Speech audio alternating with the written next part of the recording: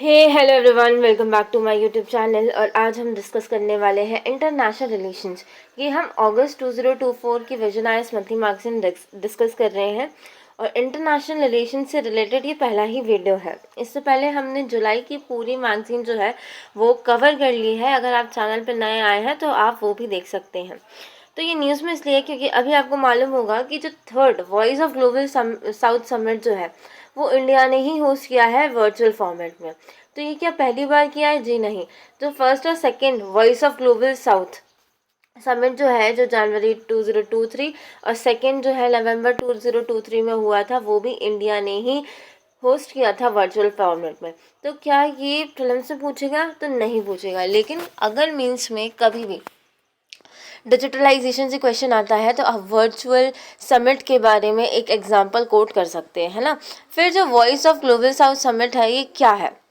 ये इंडिया की जो फिलॉसफी है ना, वसुधैव कुटुंबकम, आप सभी जानते होंगे, है ना, कि पूरी जो अर्थ है, पूरी जो दुनिया है, वो हमारी फैमिली की तरह है, कुटुंब की तरह है।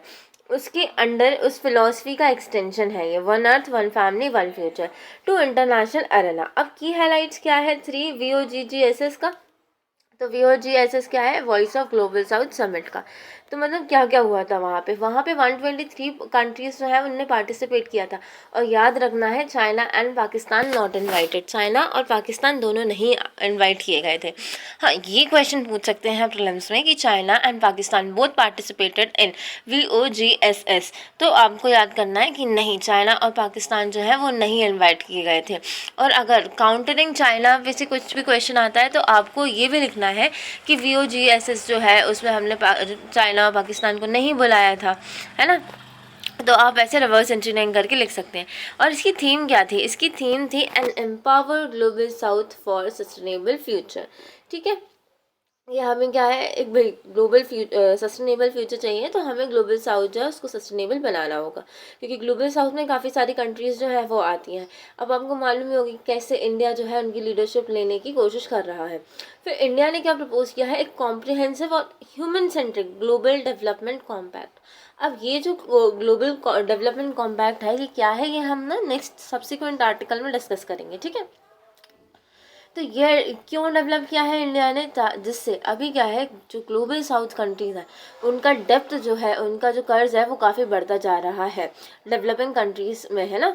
तो ये तो बहुत दिक्कत की बात होती है, क्योंकि अगर डेप्थ बढ़ता जाएगा तो इससे बहुत ज़्यादा पॉलिटिकल इंस्टेबिलिटी तो होगी होगी, साथ में इकोनॉमिक इंस्टेबिलिटी भी होगा। आपको मालूम होगा ना कैसे 2008 या 9 में ग्लोबल फाइनेंशियल क्राइसिस हो गए थे। तो ये सारी चीज़ें बहुत दिक्कत देती हैं, पूरे वर्ल्ड के लिए चिंताजनक है।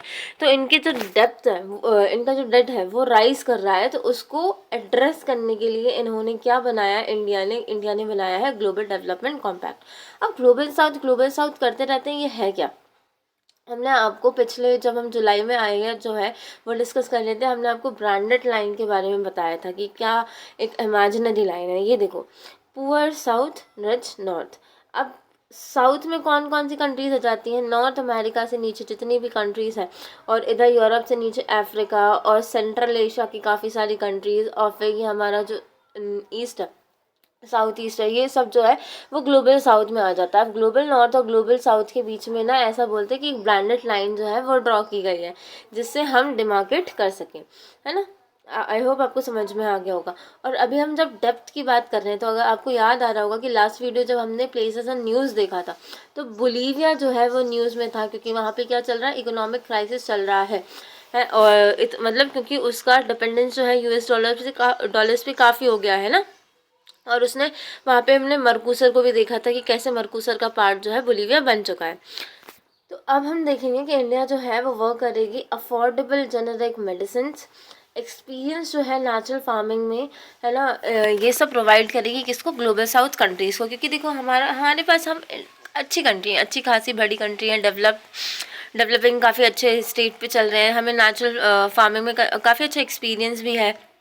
जेनरिक मेडिसिन के सप्लाई के लिए तो हम शायद 7th या 1st नंबर पे आते हैं ना।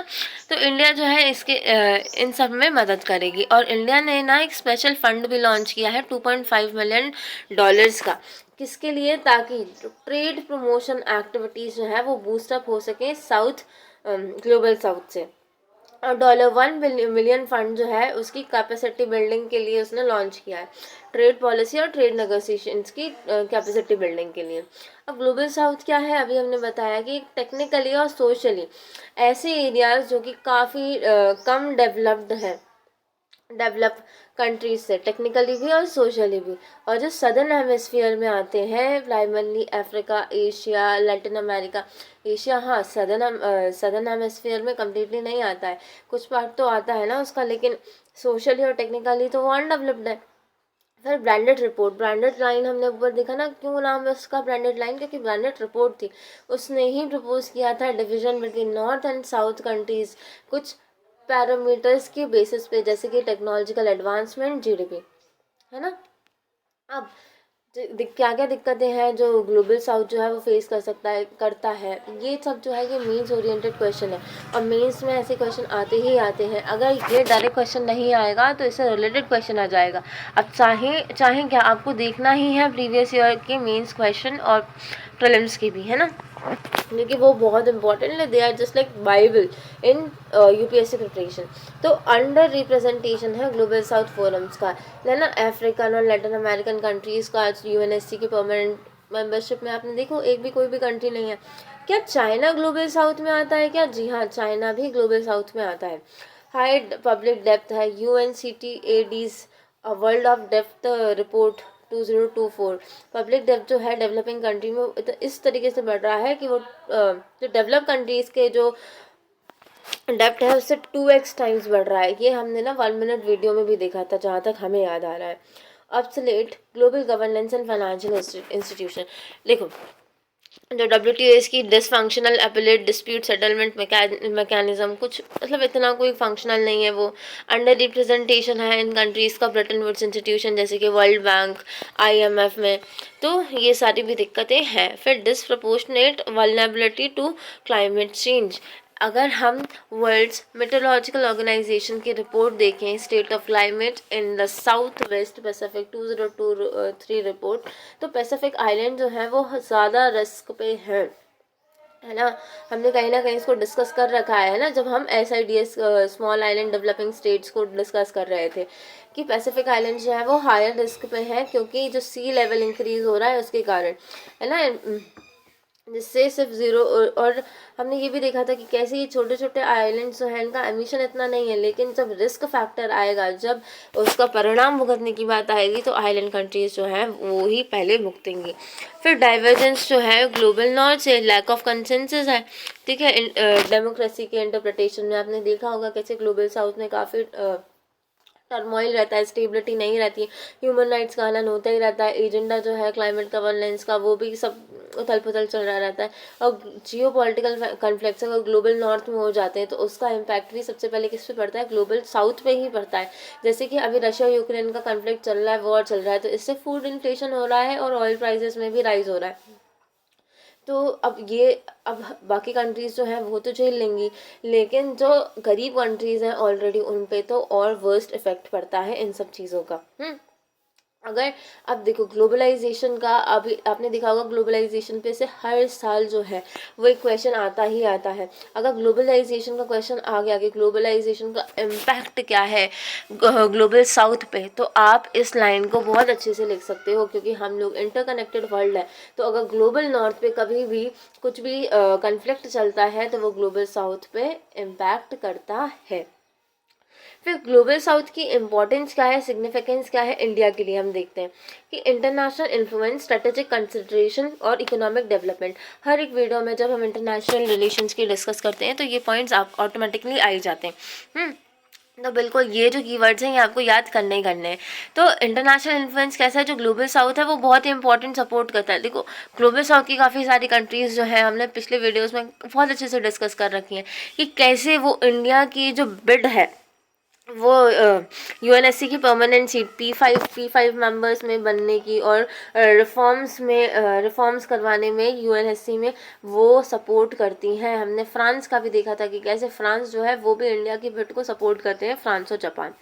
स्ट्रैटेजिक कंसिडरेशन अगर हम देखें तो जो ग्लोबल साउथ के साथ हमारे रिलेशंस हैं वो बहुत ही इंपॉर्टेंट पार्ट है किसके, इंडिया के मल्टी डायरेक्शनल अलाइनमेंट स्ट्रैटेजी के, है ना, मल्टी डायमेंशनल अलाइनमेंट स्ट्रैटेजी। इससे क्या होगा, जो चाइना का इन्फ्लुएंस है हर एक जगह पे उनको केटर करने में हमें मदद करती है ग्लोबल साउथ के साथ हमारे रिलेशंस।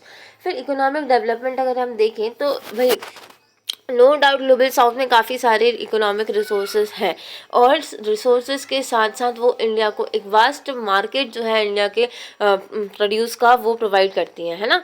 तो इसलिए ये जो है हमारे लिए इकोनॉमिकली, स्ट्रैटेजिकली और इंटरनेशनली जो है काफ़ी ज़्यादा इम्पॉर्टेंट है।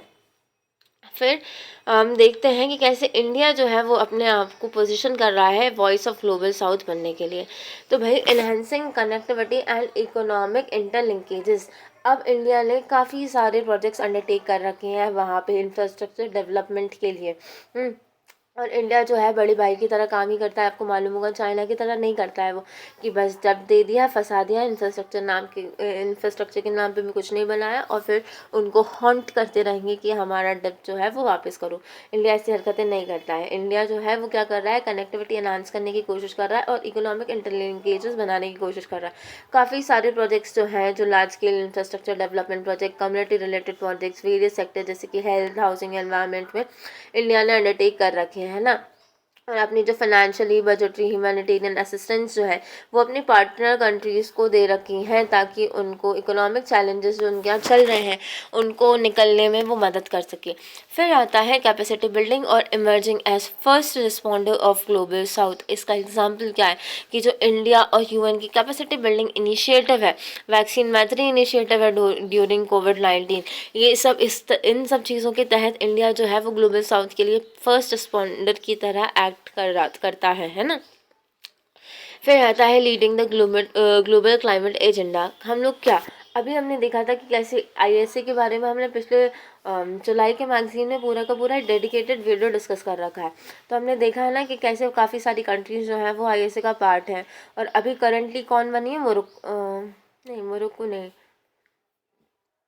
पराग्वे बनी है ना, 100 कंट्री आईएससी का पार्ट। फिर सीडीआरआई में भी हम जो ग्लोबल साउथ है उसको लेके चल रहे हैं, और जो सीबीडीआर है, कॉमन बट डिफरेंशिएटेड रिस्पॉन्सिबिलिटी, इन सब में हम ग्लोबल साउथ को लेके चल रहे हैं, जहाँ कहीं ना कहीं ग्लोबल नॉर्थ की कंट्रीज जो है वो इनको अंडर एस्टिमेट करके इनको छोड़ देती हैं, इनकी तौहीन कर देती हैं। फिर आता है advocacy of issues relevant for global south, जैसे कि induction of African Union in G20 last year. इन पे काफ़ी सारी न्यूज़ थी कि कैसे अभी G20 में अफ्रीकन यूनियन जो है वो इंक्लूड हो गया है। तो हमने काफ़ी सारे जो ग्लोबल साउथ की इश्यूज़ थे, इंडिया में जब G20 समिट होस्ट किया था तो उसने ग्लोबल साउथ के काफ़ी सारे इश्यूज़ को वॉइस अप किया था। फिर आता है रिफॉर्मिंग मल्टीलेटरल इंस्टीट्यूशंस, है ना। जैसे कि अभी देखो यूएनएससी की परमानेंट सीट को हम एक्सपेंड करने की बात कर रहे हैं, जिसमें साउथ अफ्रीका भी अपने इंक्लूजन की बात कर रहा है, इंडिया भी बात कर रहा है, और काफ़ी सारी ग्लोबल साउथ कंट्रीज़ जो हैं इस चीज़ को सपोर्ट कर रही हैं। फिर आता है alternative mechanism on issues like democracy and human rights, जैसे किस पे बेस्ड है ये, पंचशील, गुजराल डॉक्ट्राइन, है ना। ये सारी नॉन अलाइनमेंट मूवमेंट के प्रिंसिपल्स पे हम एक अल्टरनेटिव मैकेनिज्म्स जो है डेमोक्रेसी और ह्यूमन राइट्स के जो इश्यूज वहाँ पे चलते रहते हैं उनकी बेसिस पे हम जो है इनको टेकल करने की कोशिश करते हैं। पंचशील आपको मालूम होगा ना कि किसी की सोवरेनिटी को हम हर्ट नहीं करेंगे, ऐसे करके बहुत सारे पॉइंट्स हैं, शायद 5 पॉइंट्स हैं, है ना। ये स्टैटिस्टिक्स में आते हैं, तो हम आपको करवा देंगे अगर आप बोलेंगे कमेंट्स में। तो ऐसे इन पे जो हमारे मोरल्स टिके हुए हैं, Panchsheel, Gujral doctrine, principle of non alignment movement, इनके तहत हम जो डेमोक्रेसी और इनके जो भी इश्यूज चल रहे हैं उनको टेकल करने की कोशिश करेंगे। तो ये तो हमारा हो गया रिलेशन इंडिया का किसके साथ, साउथ, ग्लोबल साउथ के लिए कैसे सिग्निफिकेंस रखता है ना इंडिया, हम और कैसे हम उनके साथ एंगेजमेंट जो है वो बना रहे हैं। फिर चैलेंजेस क्या है अगर हम इंडिया जो है, अगर हम जो है वो ग्लोबल साउथ को लीड करते हैं।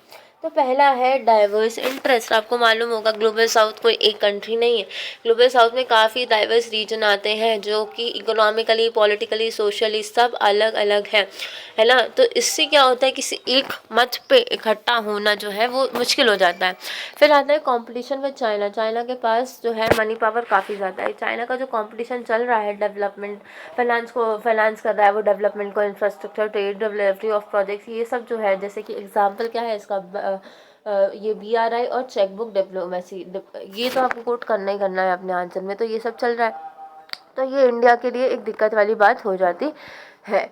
और क्योंकि देखो चाइना जो रहता है ना, जब भी कोई काम करता है ना वो फास्ट पेस पे करके रख देता है। और इंडिया की सबसे बड़ी दिक्कत यहाँ पे क्या आती है कि इंडिया कोई काम अंडर ले तो लेती है कि हम आपके यहाँ ये डेवलपमेंट करवाएंगे, वो डेवलपमेंट करवाएंगे, लेकिन काफ़ी सारे प्रोजेक्ट्स जो है वो उसके छूट जाते हैं, इनकम्प्लीट रहते हैं। अगर आपको मालूम होगा, शायद ये जून और मई की मैगजीन में था, इससे रिलेटेड जो है बांग्लादेश, हाँ, इंडिया बांग्लादेश रिलेशंस में हमने डिस्कस किया था कि कैसे इंडिया जो है कहाँ लैग कर जाती है कि वो अपने डेवलपमेंट प्रोजेक्ट जो है वो कंप्लीट नहीं कर पाती है। फिर आते हैं डिप्लोमेटिक चैलेंजेस, जैसे कि अब हमारी स्ट्रेटेजिक पार्टनर्स के साथ हमें बैलेंस करना है, जैसे USA, रशिया जो है ना, और साथ ही साथ में US रशिया को के साथ पावर्स के साथ पार्टनरशिप करने के साथ साथ हमें ग्लोबल साउथ को भी रिप्रेजेंट करना है। तो ये डिप्लोमेटिकली बहुत ही चैलेंजिंग हो जाता है। मोरओवर ये जो हमारी क्रेडिबिलिटी है ना, उसको भी अंडरलाइन करता है। जैसे कि अब हमारी हमने नॉन अलाइनमेंट मूवमेंट का अगर हम सीन देखें तो हम किसी के साथ अलाइन नहीं है, लेकिन अभी अब हमारा जो टिल्ट है वो साफ दिख जाता है US की तरफ, रशिया की तरफ, अगर हम एक स्टेप भी ले लेते हैं। फिर साथ ही साथ में हम ग्लोबल साउथ जो है उसको भी एडवोकेट कर रहे हैं। तो फिर ये कहते हैं ना, दो दो नौका में सवार, तीन नौका में सवार, फिर वो नैया पार नहीं हो पाती है। तो वही वाला सीन ये चल रहा है। फिर आता है limited comprehensive national strength. India की जो लिमिटेड नेशनल स्ट्रेंथ है और पुअर मैन्युफैक्चरिंग इंडस्ट्री है, वही बात आ गई, अभी बताया था, ठीक है। Coupled with low science and tech innovations है। हमने बात तो कर ली उनसे कि हमें आपको टेक्नोलॉजी, मेडिसिन, ये सारी चीज़ें जो है एक मार्केट, आप एक प्रोड्यूस आपको प्रोवाइड करेंगे, लेकिन कहाँ से करेंगे जब हमारे इंडिया की जो नेशनल, मतलब हमारी वीकनेस यही है कि पुअर मैन्युफैक्चरिंग इंडस्ट्रीज़ है, और फिर इनोवेशन भी हमारा बहुत कम है, लेबर क्वालिटी और ये सारी चीज़ें जो है वो बहुत ही ज़्यादा एक कॉम्प्लेक्सिटी जो है वो प्रोवाइड करती हैं जब हम ग्लोबल साउथ के चैलेंजेस को एड्रेस करने पे आते हैं। फिर है issues with energy transition. India को अभी खुद ही आपने देखा होगा कि कैसे जब कोल फेज आउट करने की बात हो रही थी, तो इंडिया ने जब COP26 में कोल फेज आउट करने की बात हो रही थी तो इंडिया ने उसके अगेंस्ट बोला था, उसको अपोज किया था कि नहीं, हम कोल को फेज आउट नहीं कर सकते, क्योंकि देखो, क्योंकि डेवलप कंट्रीज़ जो हैं उन्होंने तो अपनी इकोनॉमी बना ली है, लेकिन हमारी जो इकोनॉमी है वो काफ़ी सारी कोल पर ही चल रही है। अगर हम कोल को ही फेज आउट करने की बात करेंगे तो हमारी इकोनॉमी जो है वो क्या हो जाएगी, वो आगे बढ़ने में आगे नहीं बढ़ पाएगी।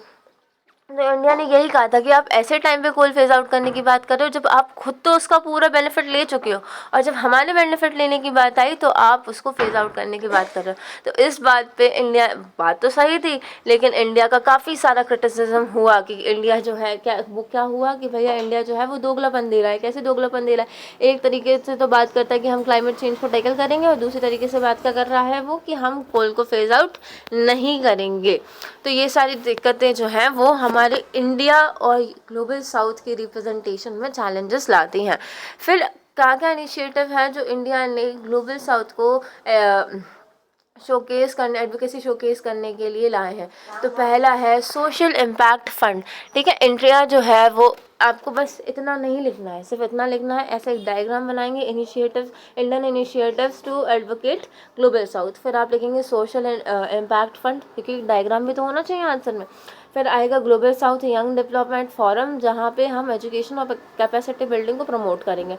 फिर आता है इंडक्शन, अभी हमने EU का इंडक्शन किया है ना, G20 में शामिल करवाया है। फिर आता है विजन आरोग्य मैत्री, जहाँ पे हम world one health is India's mission for health security, vision of आरोग्य मैत्री, है ना। इसके लिए हमने, इंडिया ने ना पहला, अभी पिछले उसमें मॉरिशस में हम देख रहे थे कि मॉरिशस ने उसमें क्यों है, तो जन औषधि केंद्र जो है वो मॉरिशस ने, इंडिया ने ओपन किया है, पहला ओवरसीज़ है ये। तो ऐसे करके हमारा, हाँ, अब कंक्लूजन देख लेते हैं। क्योंकि कंक्लूजन हमें लिखना है। अब कंक्लूजन्स में काफ़ी बड़ा दिया है, अगर आप ग्लोबल साउथ से रिलेटेड कोई भी क्वेश्चन आता है तो उसको आप कट शॉर्ट करके अपने नोट्स में बना लें। हाँ, आई होप आप नोट्स बना ही रहे होंगे, अभी आप पेन और कॉपी के साथ स्क्रिबल कर ही रहे होंगे। काफ़ी अच्छे कॉमेंट्स तो आए हैं कि ma'am we are making notes, but अब जो नहीं बना रहे हैं वो बना लो, जो बना रहे हैं तो वेल एंड गुड, है ना। फिर एज इंडिया जो है ट्रांजिशन, अभी देखो अब बैलेंसिंग लीडिंग पावर से हमें, मतलब इसका कहने का मतलब सिर्फ इतना है कि भाई जब हम लीडिंग पावर लेने की कोशिश कर रहे हैं, बैलेंस आउट करने की कोशिश कर रहे हैं, तो हमारी जो कल्चरल रिचनेस है उसका हमें फ़ायदा उठाना होगा, उसका हमें लीवरेज लेना होगा, वसुधैव कुटुंबकम, ताकि हम ग्लोबल साउथ कंट्रीज़ जो है उसको यूनाइट कर सकें, जैसे, है ना। और जो अभी क्या है, डिजिटल डिवाइड काफ़ी ज़्यादा है इंडिया और ग्लोबल साउथ के बीच में, तो हम उसको भी ब्रिज कर सकते हैं, डिज़ास्टर रेजिलिएंट इंफ्रास्ट्रक्चर को भी। तो इन एरियाज़ में जब हम काम करेंगे तो एक इक्विटेबल इंटरनेशनल ऑर्डर बनाने की भी हम कोशिश कर सकते हैं। तो इससे हमारी जो कलेक्टिव वॉइस है ग्लोबल प्लेटफॉर्म पे, उसको एम्पलीफाई कर सकता है इंडिया। ठीक है, कि कैसे इंडिया जो है उसको अपने कल्चरल इथोस का फ़ायदा उठाना चाहिए, जैसे कि एग्जांपल है वसुधैव कुटुंबकम ग्लोबल साउथ कंट्रीज़ को यूनाइट करने के लिए। और जितनी भी प्रॉब्लम्स हैं उनको हमें उनका एड्रेस करना चाहिए, ताकि हमारी जो वॉइस है उसको एम्पलीफाई कर सके ग्लोबल फोरम्स पे। ठीक, तो ये आज का हमारा आर्टिकल रहा। अब नेक्स्ट जो आर्टिकल है वो इससे ही रिलेटेड है, ग्लोबल डेवलपमेंट कॉम्पैक्ट, जो हमने ऊपर देखा था कि वो क्या है ना। तो आई होप आपने मेन से रिलेटेड ये सारे के सारे इंपॉर्टेंट पॉइंट्स जो है वो लिख लिए होंगे, और क्या क्वेश्चन जो है वो प्रीलिम्स में पूछ सकते हैं ये भी आपको समझ में आ गया होगा। तो अब आज के लिए इतना ही, सिर्फ 20 मिनट की ये वीडियो है, फटाफट से आप देख लें और नोट्स बना लें, और शेयर कर दें वीडियो को, लाइक कर दें और कमेंट कर दें जल्दी से। मिलते हैं नेक्स्ट वीडियो में, तब तक के लिए बाय। हम कोशिश करेंगे जल्द से जल्द हमारी ऑगस्ट मैगज़ीन जो है उसको कंप्लीट करने का।